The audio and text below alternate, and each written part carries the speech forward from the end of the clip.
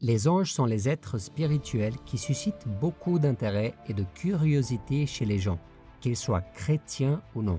Ainsi, dans la vidéo d'aujourd'hui, je vais vous montrer tout ce que la Bible dit sur les anges, quand Dieu les a créés, quelle est la fonction de chacun d'entre eux dans le royaume de Dieu, est-ce que les anges ont-ils le pouvoir d'interférer dans nos vies? Avez-vous un ange gardien rien qu'à vous? Et je vais commencer à répondre à ces questions et à d'autres questions sur ces êtres célestes à partir de maintenant. À la fin, n'oubliez pas de laisser votre commentaire et de nous donner votre opinion sur ce sujet. Mais avant de commencer, cliquez sur le bouton like et abonnez-vous maintenant si vous vous identifiez au contenu de la chaîne. Faites ça plutôt maintenant pour ne pas oublier à la fin et soyez sûr que nous sommes très motivés de vous voir si nombreux sur cette chaîne et nous sommes toujours plus motivés à vous amener de nouvelles vidéos. N'oubliez pas d'activer la cloche de notification et sélectionnez l'option pour recevoir toutes les notifications pour ne rien manquer d'important. Alors, on commence. Les anges qui sont mentionnés des dizaines de fois, tant dans l'Ancien que dans le Nouveau Testament, ont été créés par Dieu pour proclamer sa gloire et sa puissance. Un jour, le prophète Ésaïe a une vision du ciel où Dieu était exalté par des anges. Regardez ce qu'il a écrit. L'année de la mort du roi Osias, j'ai vu le Seigneur assis sur un trône très élevé. Le bord inférieur de son vêtement remplissait le temple. Des séraphins se tenaient au-dessus de lui. Ils avaient chacun 6 ailes, 2 dont ils se couvraient le visage, 2 dont ils se couvraient les pieds et 2 dont ils se servaient pour voler. Ils se criaient l'un à l'autre, « Saint, Saint, Saint est l'Éternel, le Maître de l'univers. Sa gloire remplit toute la terre. » Et la Bible dit aussi que les anges sont des esprits au service de Dieu qui ont été envoyés pour servir ceux qui vont hériter du salut. Les anges sont des serviteurs de Dieu et interfèrent dans les affaires humaines.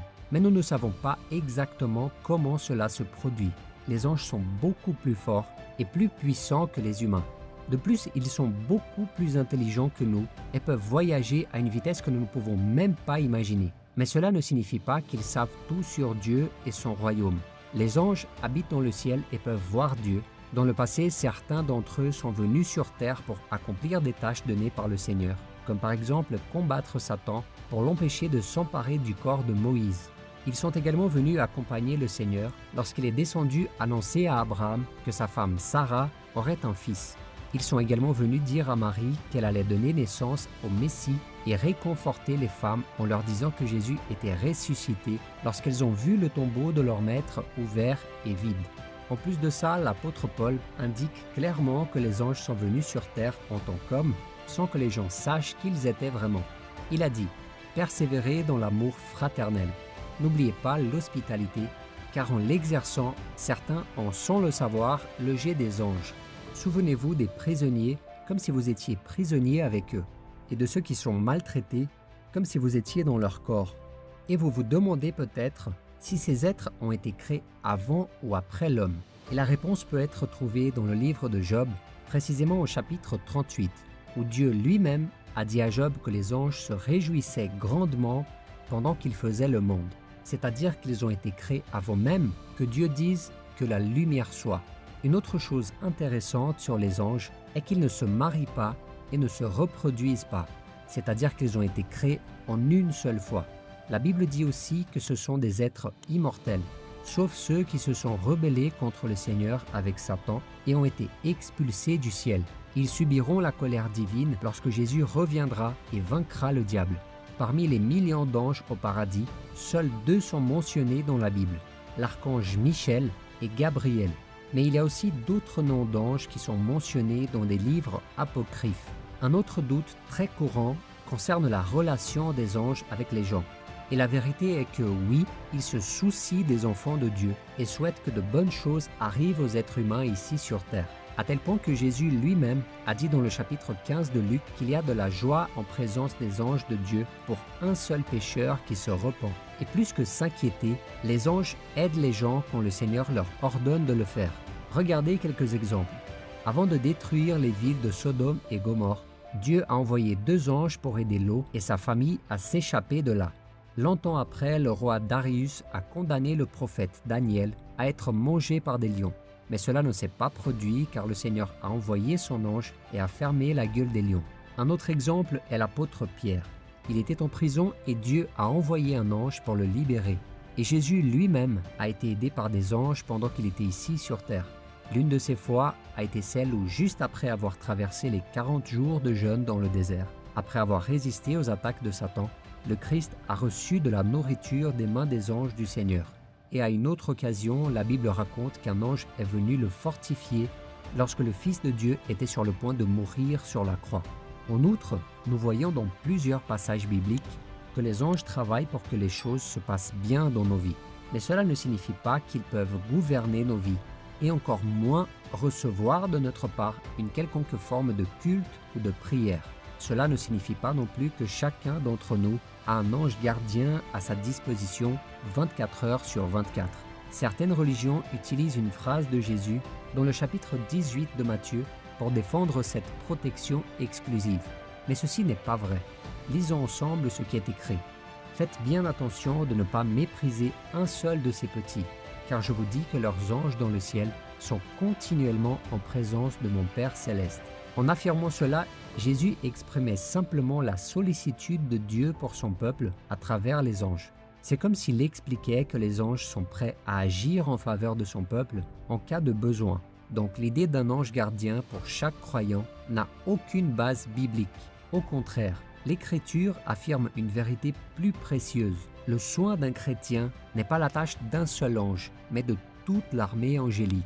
En ce qui concerne le nombre d'anges, la Bible montre qu'il existe au moins 4 classes différentes d'anges. L'archange, les séraphins, les chérubins et les êtres vivants. Voyons ce que la Bible dit de chacune de ces classes. D'abord, l'archange. Le seul archange mentionné dans la Bible est Michel. Les passages le concernant montrent qu'il est une sorte de chef des autres anges, plus puissant et doté d'une plus grande autorité. C'est lui qui a combattu le diable lorsque l'ennemi voulait le corps de Moïse, et c'est lui qui mènera l'armée des anges dans la bataille contre le dragon, décrite dans le chapitre 12 de l'Apocalypse. Le deuxième type est le séraphin. Les séraphins font partie d'une classe d'anges ayant une position très importante dans le ciel. Comme nous l'avons vu dans le chapitre 6 d'Ésaïe, ils ont de grandes responsabilités et restent près du trône de Dieu. Il y a aussi les chérubins. Les chérubins ont aussi une autorité. Ils travaillent directement pour Dieu en accomplissant des tâches particulières. Ils se tiennent près du trône de Dieu, prêts à faire tout ce que Dieu leur ordonne. Et il y a aussi les êtres vivants. Les êtres vivants sont d'autres sortes d'êtres célestes qui restent autour du trône de Dieu. Ils sont semblables à un lion, un bœuf, un homme et un aigle. Ils sont très puissants et adorent Dieu jour et nuit en disant « Saint, Saint, Saint est le Seigneur Dieu, le Tout-Puissant, celui qui était, qui est et qui vient. » Mais la Bible est très claire lorsqu'elle dit qu'il existe aussi des anges mauvais qui sont devenus de véritables soldats de Satan, dont le but principal est de voler, égorger et de détruire la vie des gens dans le monde entier. Mais comment sont-ils apparus? Qui les a créés? Tout comme Michel, Lucifer, dont le nom signifie « étoile du matin », était un ange très puissant, créé par Dieu. Mais il a voulu prendre le trône du Seigneur et en conséquence, il a été expulsé de la présence du Père. Lisons ce que Dieu lui a dit selon le prophète Ésaïe. « Comment es-tu tombé du ciel, astre brillant, fils de l'aurore? Te voilà abattu par terre, toi qui terrassais les nations. Tu disais dans ton cœur, je monterai au ciel, je hisserai mon trône au-dessus des étoiles de Dieu, et je siégerai sur la montagne de la rencontre, à l'extrême nord. Je monterai au sommet des nuages, je ressemblerai au Très-Haut.